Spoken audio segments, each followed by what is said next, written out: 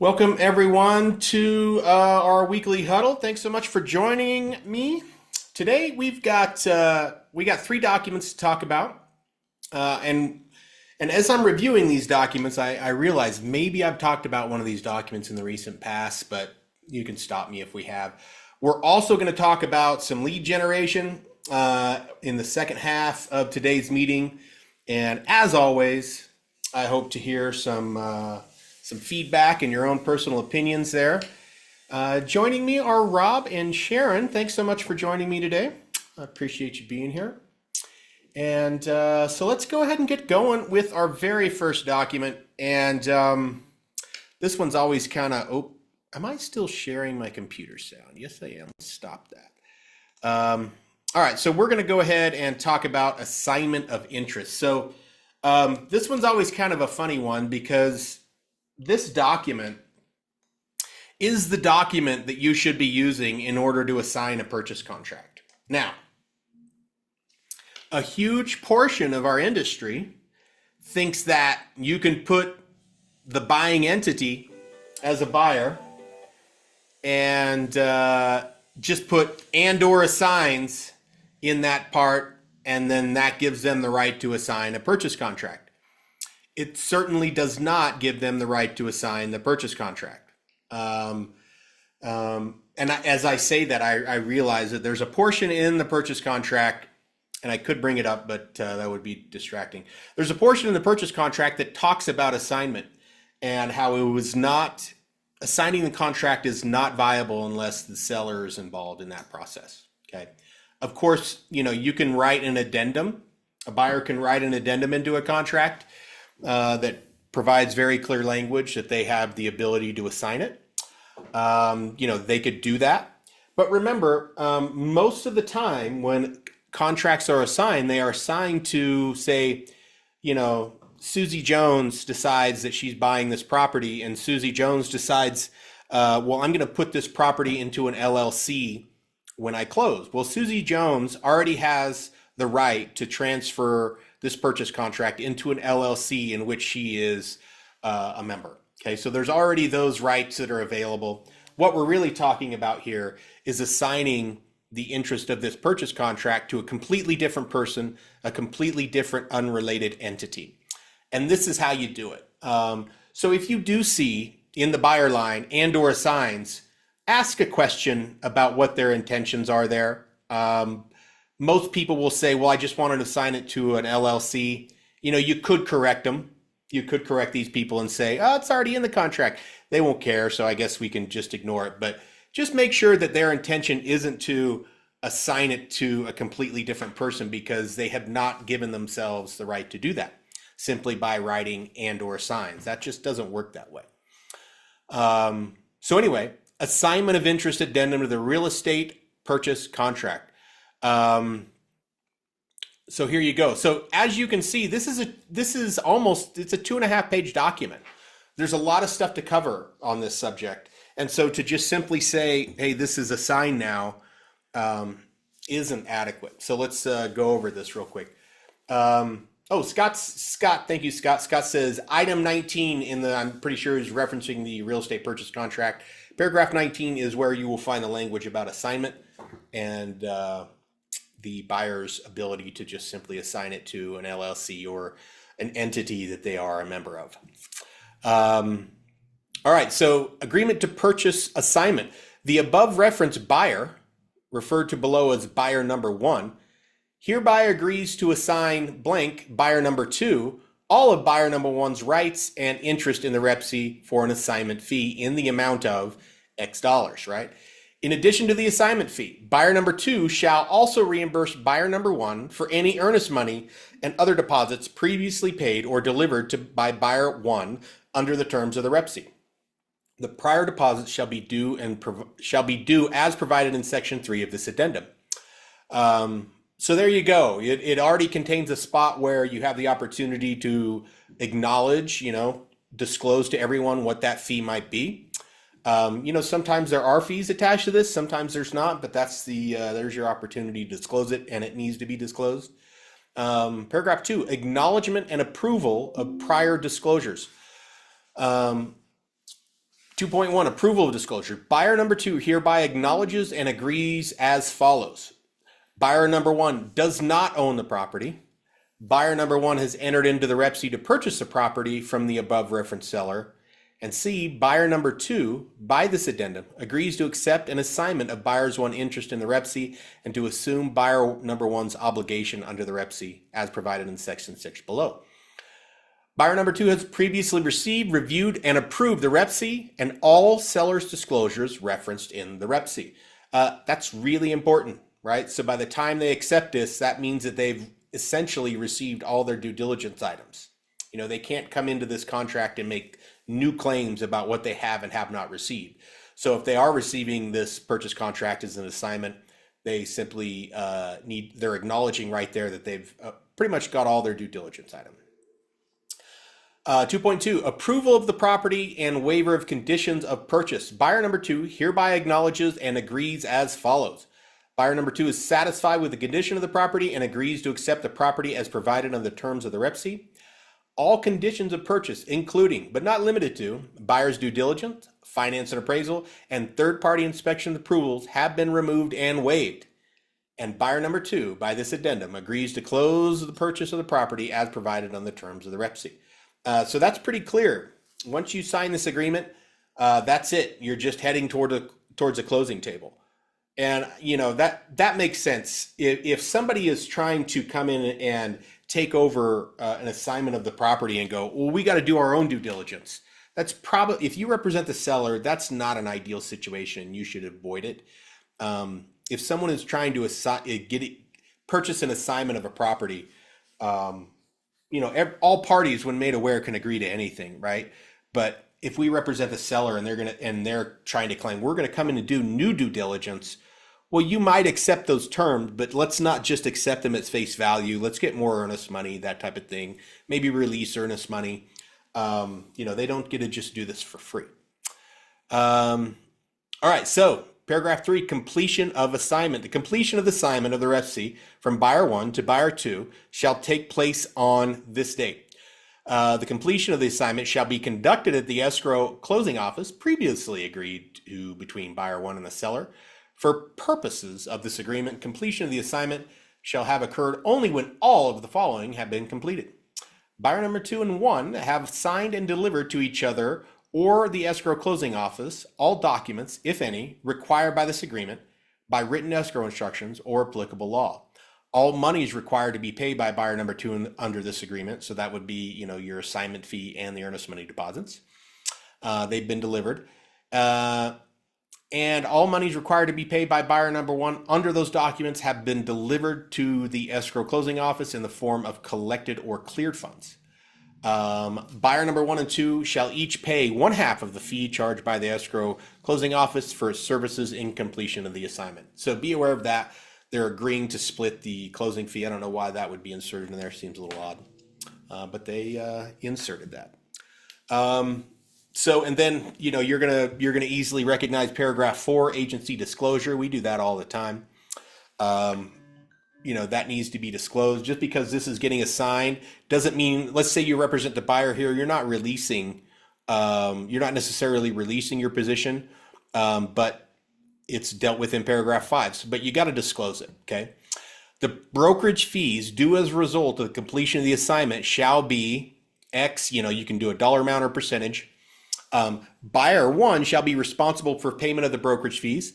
The escrow office is authorized and directed to pay the brokerage fees at completion of the assignment, unless otherwise agreed to in writing by buyer 1 and buyer 2. The brokerage fees shall be shared equally between the brokers. Okay, so just know if you're entering in this document and you are representing the buyer, and someone else is trying to make a claim for it and they sign it, they probably have made a successful claim for that and you've lost half. So be aware of that.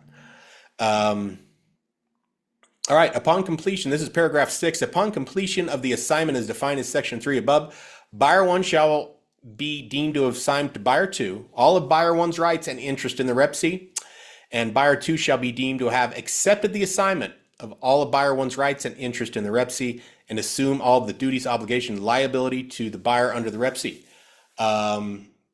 and agreed to indemnify and hold harmless buyer one against claims made against buyer one arising out of the failure to fulfill the obligations assumed therein. The terms of this section shall survive closing. This is really important, and this paragraph alone really points out how hazardous it is to just simply assign a purchase contract without some language like that.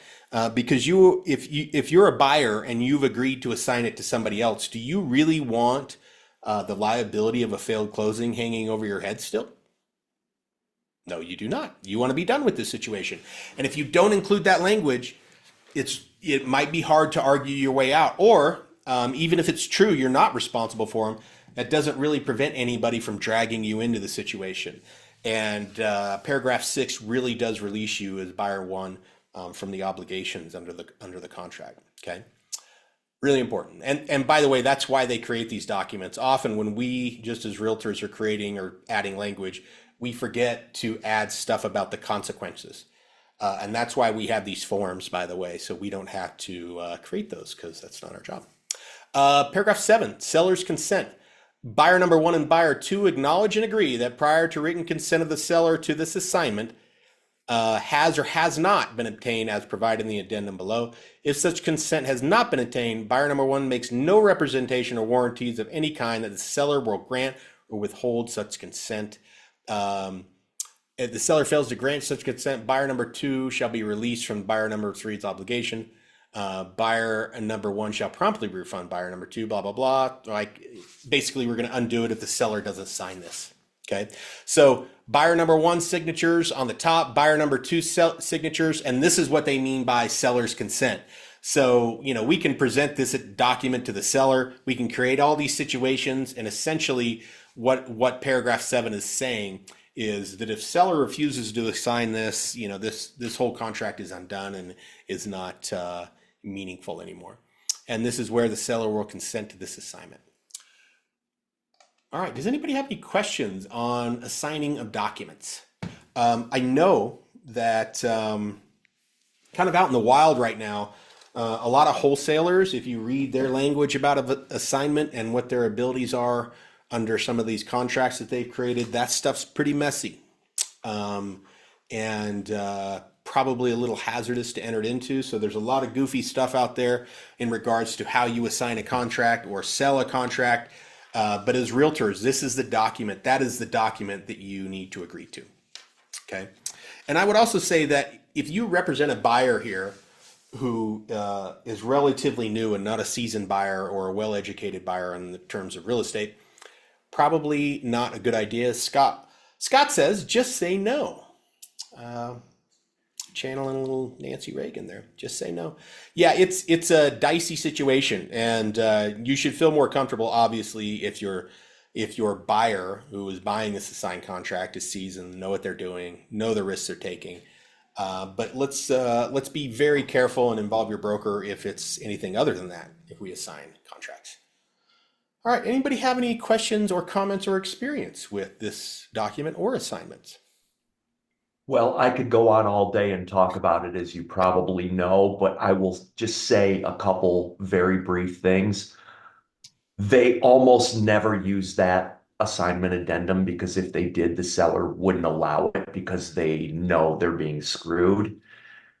An assignment 99% of the time is unnecessary, and I truly believe anyone who allows it has failed if your goal is to net your client the highest and best price, because you're allowing someone else to do it. There's no purpose in a listing agent allowing an assignable contract. That is all. Okay, you heard it there. Scott's no reason at all. I mostly agree with that statement. I mean, it's as a listing agent on a single family home, and these people just want to move out. It's a dicey situation, and you should probably avoid it. If it is brought up, we need to have really clear. I mean, you need to get to the bottom of why someone would want to do this, and you need to have really good stories. Lena, what do you got? Well, I kind of agree with Scott, but not really. Depending on the property. And I had a tough commercial kind of multifamily property a few years ago, and the only way it was going to sell was through wholesalers, which it did. But it took a long time. We had I think 27 offers. But in the end, it worked out very well, and it was actually a lot easier than I thought it was. But part of that was because the agent on the other side was also experienced in doing this, and their buyer was. So I would say don't shy away from them, but you were a great resource to me and helped me through that as well. So, sometimes it's the only way you can get a crazy property sold. Yeah, I would say that in the commercial world or with other than single, I mean, there's always the unique scenario where a single family home might need an assignment or would benefit from one. Um, in the last 36 months, has it been 3 years ago? Maybe 3 years ago. No. Maybe 2.5 years ago or so. I did an assignment where I represented a buyer. This was an off-market commercial transaction, and they paid a substantial sum to purchase this contract, and the seller was aware of it, and they agreed to it, and everybody was happy. So yeah, I mean, its usage is it's sometimes a very bad idea, but there are times when some creativity needs to be had. I'll agree with you on that. And also, one thing that made a big difference, I felt, was getting all of the brokerage fees and everything agreed to, being paid. It's actually ended up being a lease purchase option, and getting everything paid up front when it transferred.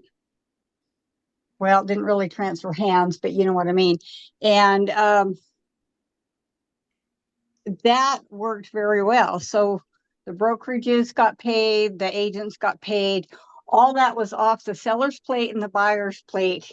And then we just moved forward with the lease agreement later on, like 6 months later. But Yeah.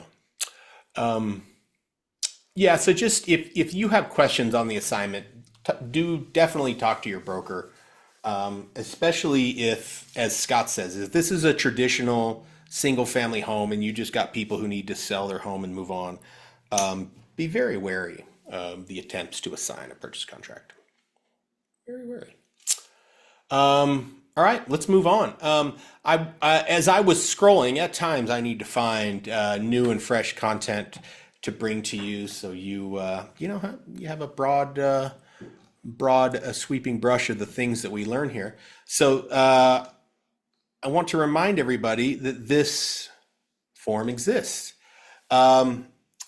The request for homeowner community association for documentation. So this is really, all this is a form to make an official request in writing to a homeowners association.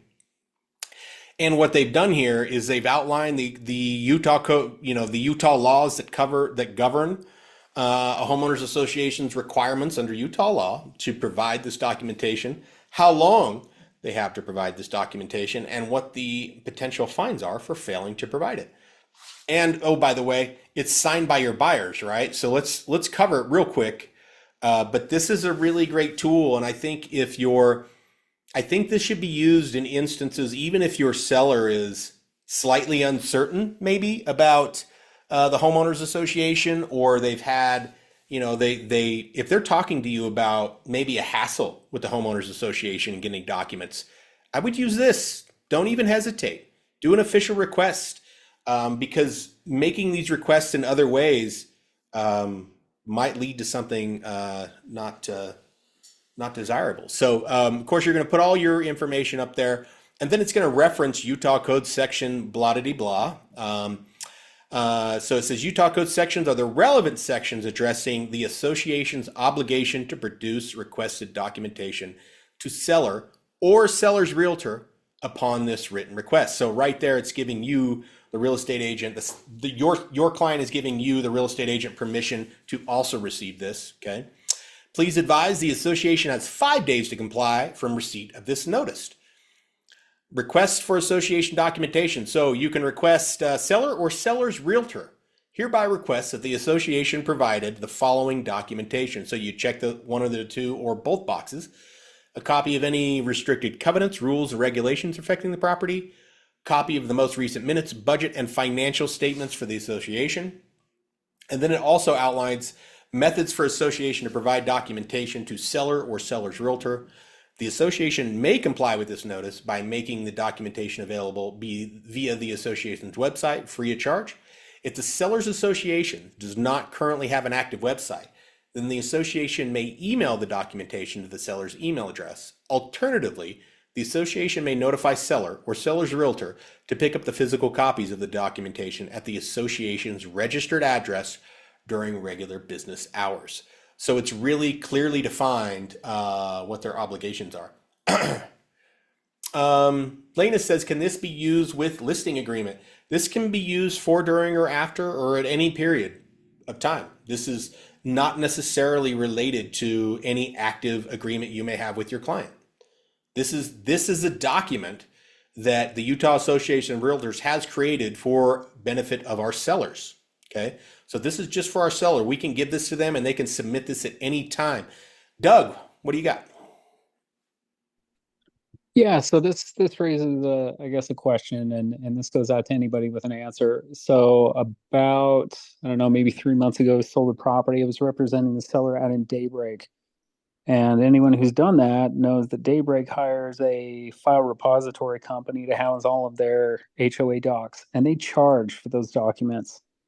So if I read that correctly on the bottom, it there says $15 and then some charge per page. That is significantly less than what this company charged for my sellers to get access to the HOA docs.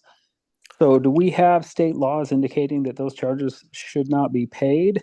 Or No. So if you, yeah, I think you're referencing paragraph 3 there. And I'll read it real quick. If the association does not have an active website, then the association may charge no more than 10 cents per page plus $15 per hour for the association's labor cost to provide the documentation.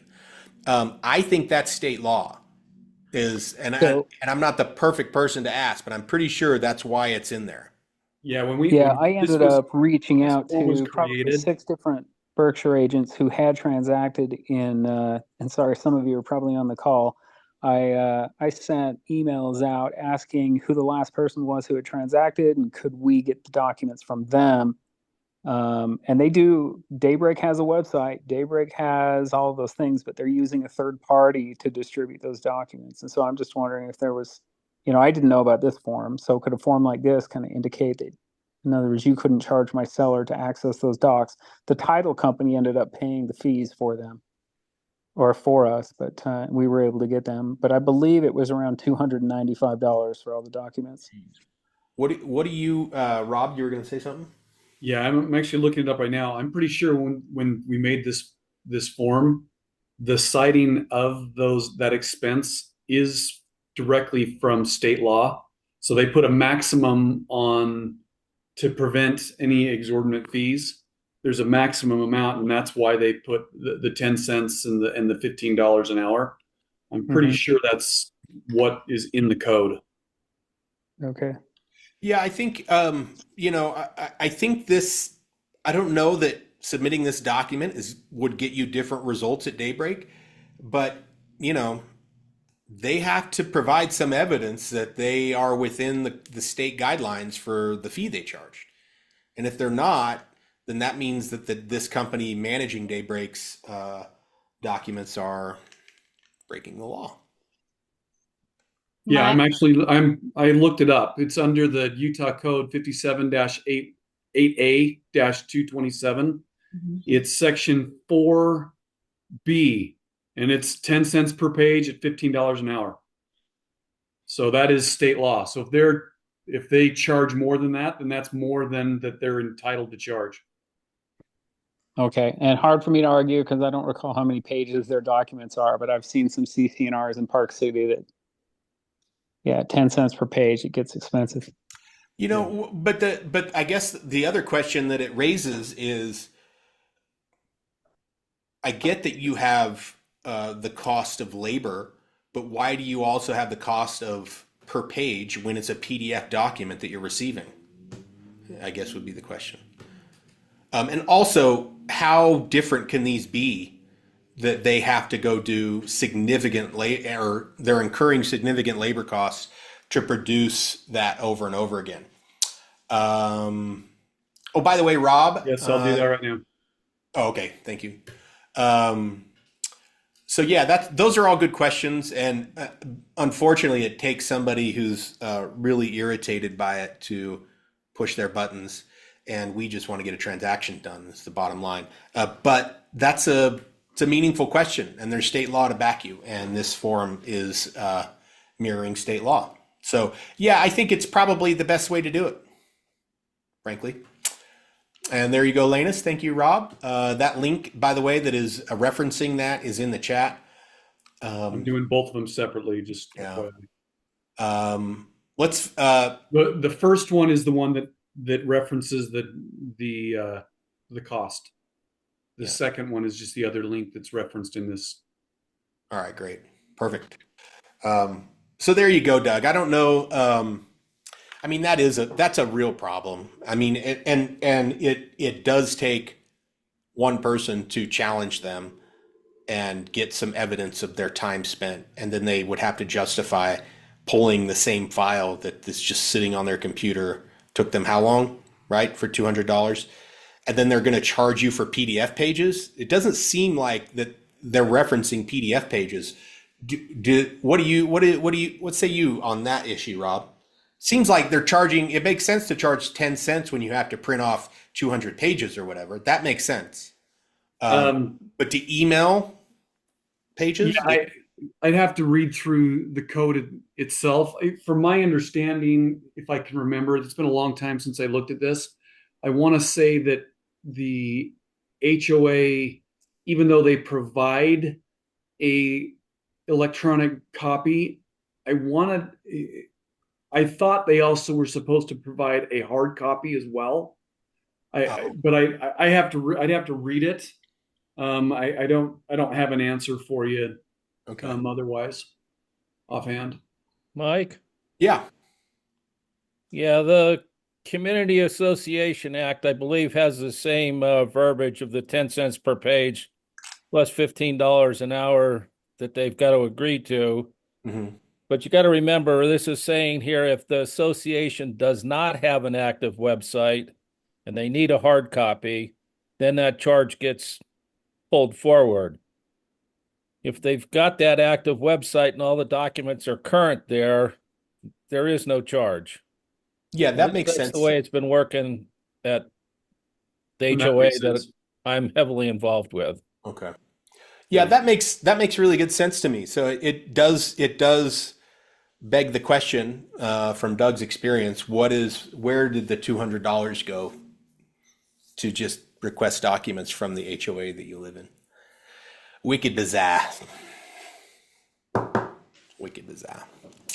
All right, let's finish off this document. So in paragraph 4, penalties for failure to provide documentation to seller or seller's realtor. So this is like the warning shot, right? Paying the reasonable cost to copy the documentation and paying a $25 per day penalty for each day the seller's request for documentation is unfulfilled, which that starts on day 6, and paying the reasonable attorney's fees and costs incurred by the seller in obtaining the inspection and copies of documentation. All right. So there you go. There you have it. I mean, that seems like a pretty good service. I think even if there's if they have a website, doesn't seem like there's any need for this document at all. If there is a website, and it's even the least bit confusing, I think we use this, as a backup. This is one of those areas where, even it may not be our fault, but it's one more place where the transaction may not go smoothly. And we could have done something by signing this to at least cover our bases to say, hey, we're out here to make sure this transaction goes as smooth as possible. That's why we had you sign that request for documentation at the very beginning. And now that's sort of, frankly passes the buck, right? It's where it should be, in the right hands. All right, any more questions on that? I feel like every time we talk about HOAs, it's always there's always something. There's just always something. I bet you if you went online, there was like a million "We Hate HOAs" forums out there, so everybody can just vent about HOAs. I mean, I don't have much experience in them. I'm sure they're fine. All right, next one. I think, stop me if you've heard it. The contingent cancellation addendum. Have we covered this in like recent history? I don't know. I don't think we have. We'll pretend for now that we haven't. All right, so this is your contingent cancellation form. And so if you were in a tight spot and, for whatever reason, your client has waited till the day of your deadline, which whoever does that, I mean, nobody, right? It's always well ahead of time. All the problems are all resolved and there's no stress associated with deadlines and stuff like that. But in case that happens where they push it up to the last minute, the contingent cancellation form is the document for you. So let's read it. Paragraph 1, extensions of deadlines. Seller and buyer hereby agree to the following. So you're going to extend one or the other. You're either extending due diligence or financial appraisal. You're going to put a new date in there, right? Paragraph 2, if for any reason seller does not accept the terms of this addendum in its entirety by the applicable deadline below, this addendum shall act as buyer's written notice of cancellation of the REPSI pursuant to the due diligence or finance and appraisal condition, right? So if you are past, we'll state the obvious. If you're past your due diligence condition, you need to be checking your finance condition, right? I mean, those all seem obvious there. If you're not past your due diligence condition, you can check that. But if you just want your finance and appraisal extended, then you can cancel for finance and appraisal. So that sort of should, they should sort of line up there. Deadline to accept this. Seller shall have until A, the last mutually accepted due diligence deadline prior to this addendum, or B, the last mutually accepted finance and appraisal deadline. So again, this is situational. If your due diligence deadline is the one you're shooting for, so then their deadline to accept this is the due diligence deadline.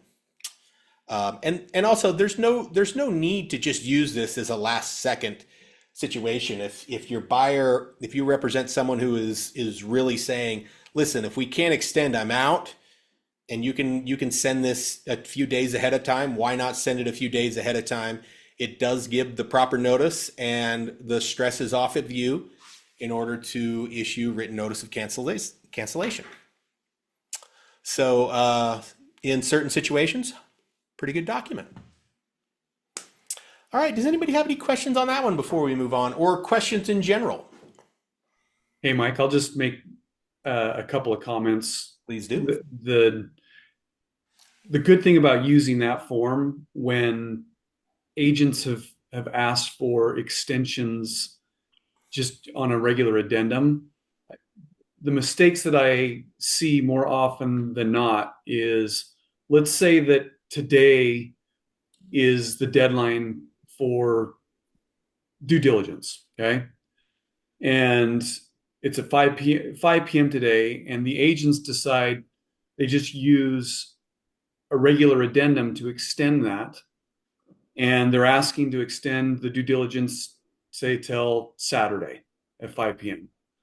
Well, the due diligence deadline today is at 5, and then they give the other side until 9 o'clock tonight to accept that agreement. So they've passed their due diligence deadline, and they believe that by giving them until 9 o'clock, that's okay. Well, it's not. The only way it's okay is if they did accept it, then yes, I guess it works out okay. But you can't offer an extension beyond whatever deadline you have. If you're and the argument that's often given is, well, I didn't think that they'd have enough time to sign up by 5 o'clock today, so that's why I wanted to give them more time. Well, your deadline is whenever the deadline is, and that's where you have to make sure that the negotiation or the new agreement is finalized in writing by that deadline. So just make sure that everyone understands you got to have it finalized by whenever your deadline date is. All right. Thanks, Rob. People wonder why they need real estate agents. I mean, this stuff isn't easy. It's complicated. It's complicated. Okay. Hey, the next thing I want to talk about, we've talked a lot about forms and transactional issues, and since Will's absence, we haven't really talked about anything other than transactional issues and forms. So we're going to talk about, we're going to mix in a little coaching today, and we're going to talk about lead generation a little bit. We're going to talk about marketing a little bit, but just throw some ideas out there. And again, these aren't the end all be all. There's a million ideas, and you should pick the ones that most resonate with you and that you're excited and or willing to do. And by the way, if some of these ideas sound horrible, those aren't the ideas for you. You can just skip them and pretend like I didn't say it. So anyway, let's jump into this. So let's talk about one thing. Whenever I talk about lead generation, I'm also talking. Well, there's two things going on here. Don't confuse lead generation with marketing. By the way, they're two different things. And so, and the biggest difference is on social media, for instance. If you do a great social media post or you do a great video, and you're sort of asking the entire world for business, you should really consider that marketing, right? But if you message someone on Facebook on the same platform and say, hey, can I get some business from you, Susie Q?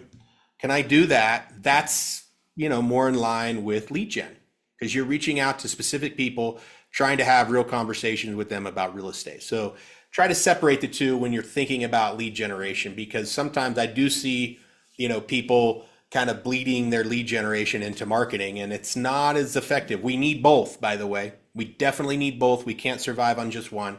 But make sure you understand what you're doing versus what you think you're doing, because sometimes they can bleed. They can be closely related. But let's start with this. Let's start with, I don't know what Will calls it. Will has all these clever little sayings about all these things, that might rhyme or whatever. But whenever I talk to people about, getting ready for lead gen, the biggest thing that has always worked for me is I take an hour at the start of the week to plan for it. Doing lead generation without planning for it takes up twice as much time. And so by planning for it, I mean, if you are just the person who's just going to burn through your SOI contact list, right, and just call as many people off that as you can over the next 3 months, well, you should plan it. You should write down, and I would recommend just taking a single piece of paper, name, phone number, and write the number of people you plan on calling that week and having that available with you, whether it be in your phone, whether it's a Post-it note, just have it available, because if your week gets hectic, and you have to spend time going back to figure out who you're going to call, the likelihood that that's going to happen is significantly lower, in my experience. But having that list sitting in front of you waiting to happen, right? There's 25 people on it, or there's 10 people on it, just sitting there, and those people are waiting for you to call them. That's a much more motivating situation for me, at least. And I think it works for a lot of people, just having it there. That's an item that I can just check off, right? I can call this person right now on my drive home. I can call this person right now because I just got done with a showing and I got 20 minutes between the next one, right? It's there, it's handy, and you already know who to call and what to do. So plan your prospecting, okay? And the other thing I want to talk about before we jump into lead generation ideas, so plan it. Make sure you're taking a half hour, an hour to plan who you're going to call, how you're going to prospect, and how you're going to lead gen. So do that. This other link I'm going to share with you is I mean, this is the most common, you've seen this 100 times, but it's a great reminder. And it's something that needs to be, you need to be reminded about all the time, and that's follow up. Okay, so give me just a second and I'll share my screen here. Not you, not you, not you. There you go. So this is the stats on here. I mean, they seem always to be relevant. This is just, you know, I Googled the stats that I've seen 100 times and they're repeated everywhere. And in the past, I've asked the question, are these real? And as far as I can tell, these statistics are more or less a really good framework of follow-up. Okay. And they're all very similar. Okay. So this is a reminder about what it takes when you're talking about prospecting or lead generation, what it takes before you actually close a deal. Okay. So this is the percentage of sales. And by the way, this is a website, and I will, if you want to review this, let me put this in the chat for you so you can look at this yourself. And again, this is, you know, these same numbers I've been talking about for a decade. Okay. Only 2% of sales are made on the first contact.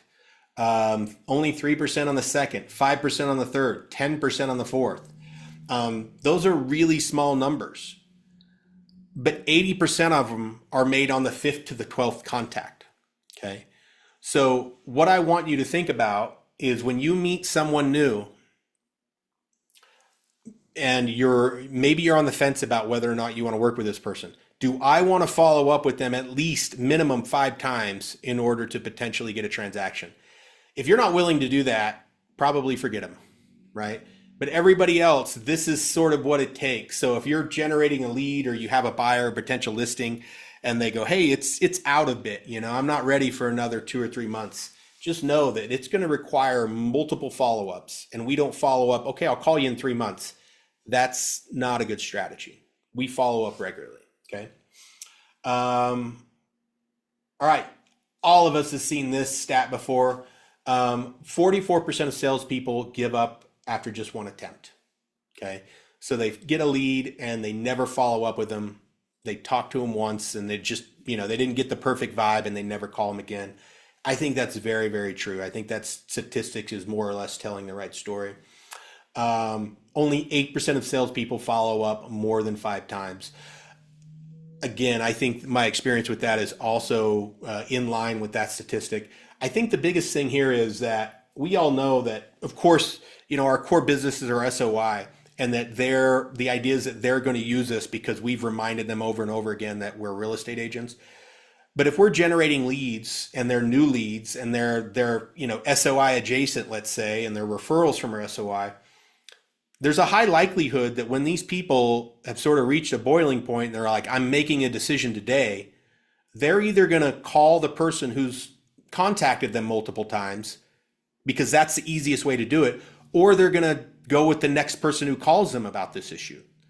So you need to be the person who's followed up multiple times. You're easily accessible. You're there. Your phone number's there, or a recent email is right in front of them, right? That's how you want to present yourself to the client, because when they're ready to make the decision, they're ready to go. You're ready. You're already there. Okay.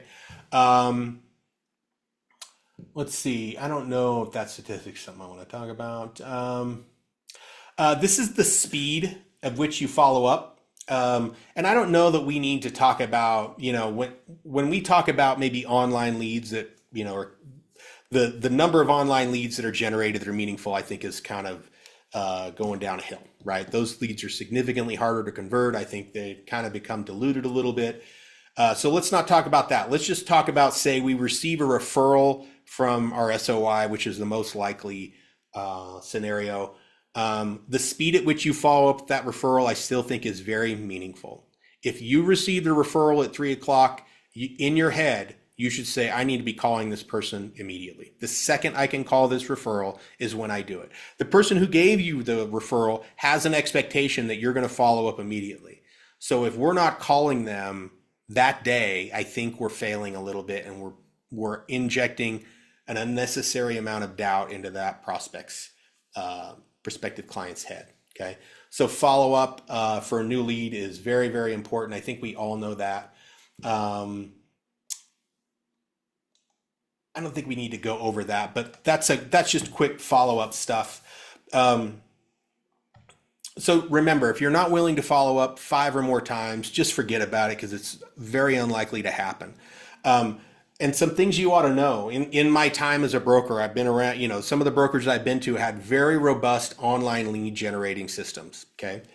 And these agents were getting these leads, and these leads were very difficult to convert and probably average like a 2% conversion rate. But there were some agents who were converting at 15 to 20%.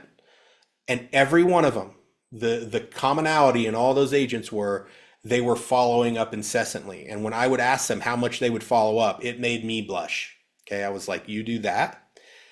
And so I inevitably asked, how many times has someone been mad at you or been offended that you're calling them and texting them and emailing them so much? What do you mean? That's never happened, is their response. So, if you're hesitant to follow up with somebody or you feel like you're bugging them, that's what you feel. It isn't what they feel. It's your job to be in front of them and be ready when they're ready to move. Okay. So remember that. Let's talk about SOI marketing, and then because I think let's talk about SOI marketing and SOI lead generation, because in this category, I think it kind of blends together. Ooh, we only have 10 minutes. The holiday seasons are coming up. I think this is always a big opportunity for people to start reaching out to their SOI because there's more meaningful events to reach out to them for. There's Halloween. We all know this is the holiday season. To reach out and just say, happy holidays for any given holiday you want to wish them happy holidays for. Now is the time to do it, but you're not going to do it unless you schedule it and you put it on a calendar. Okay. So if you do nothing else today, start thinking about and planning for the marketing events that you're going to do to your SOI. Okay.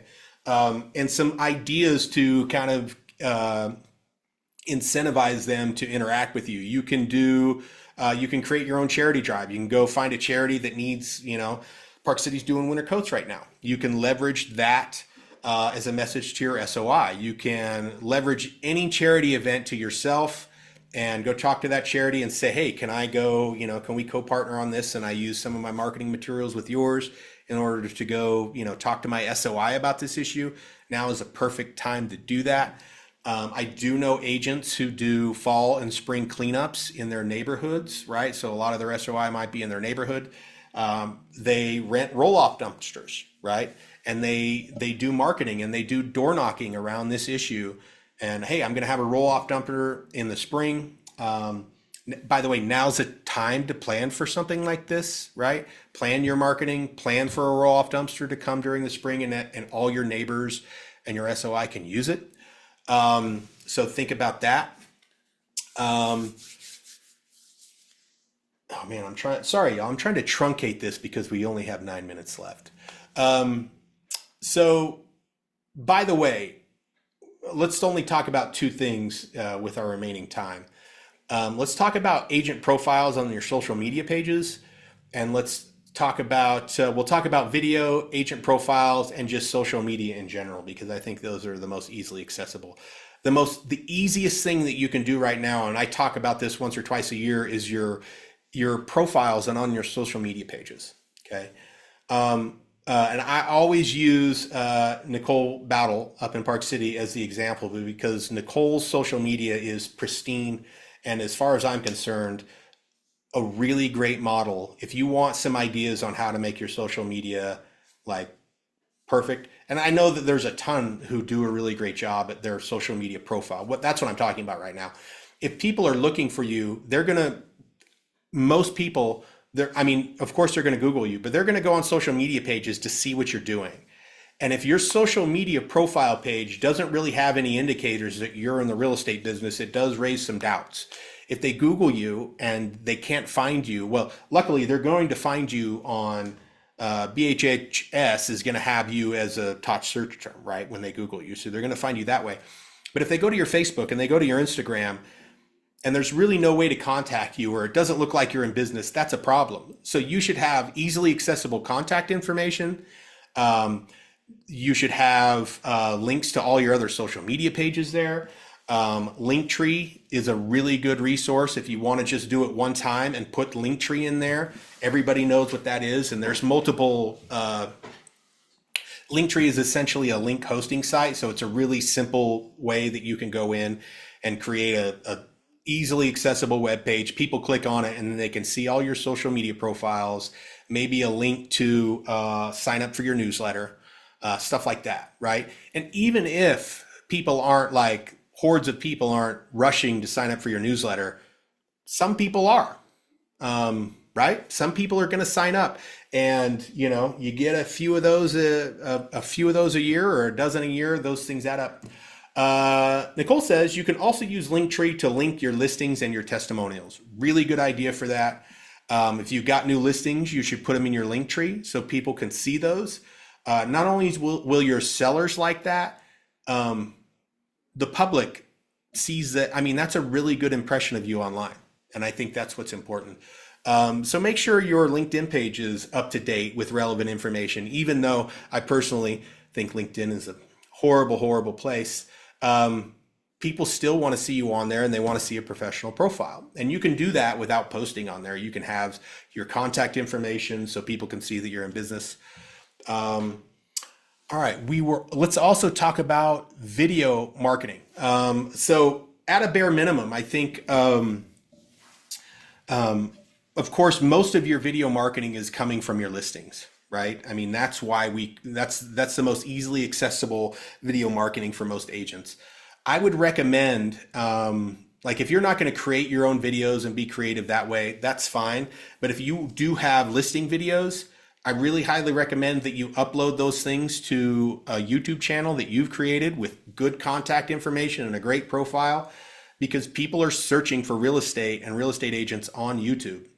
YouTube is either the second or the third largest search engine in the world.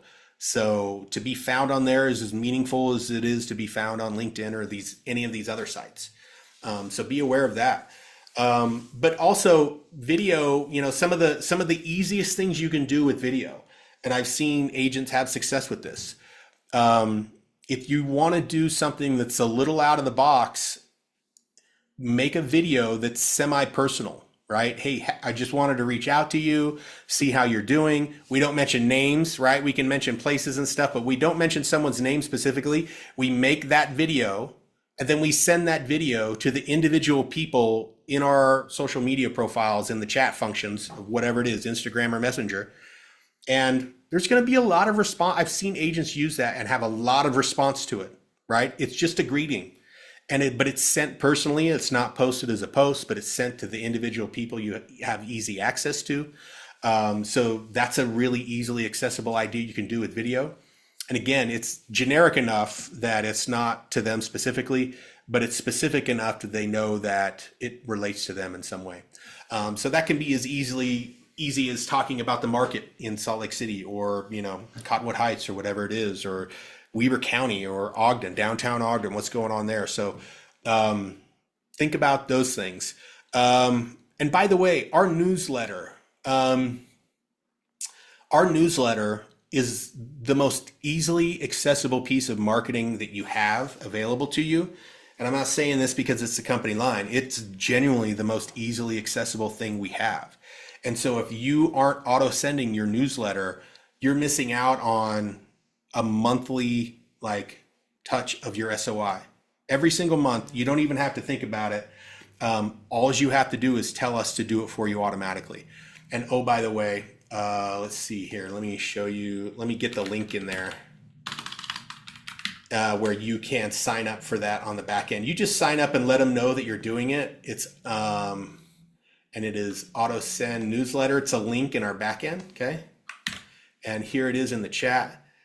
Make sure you're doing that. And by the way, if you want to do something a little more meaningful and you want to get into creating video, the one thing I would recommend is that you start with making videos that are directly related to the newsletter. And the reason I say that is because the newsletter already has some relatively local content that you can speak about. Maybe you can do a little background search. It always has some stats, some housing stats. So you have statistics and you also have local community events to talk about. And the only thing your video has to be about is, hey, I'm just explaining what's in this newsletter and why it's meaningful to you. You can embed that. Yeah, it sounds a little technical, but I can show you how to do that after you create the video, and we can have it up and gone in about 5 to 10 minutes. And I'm happy to do it over Zoom or however we do it. And there's a lot of people to help you with this. It's actually really easy. So it is 1:58. I was going to take a little more time on this subject and had to chop it up a little bit. So not as fluid as I hope, but hope you got a little value there. And if you don't do anything today, sign up for our automated newsletter, y'all. Come on. It's the easiest in the entire world. All right. That's all I have for you. Thanks so much for coming to the Huddle, and I hope you got some value today.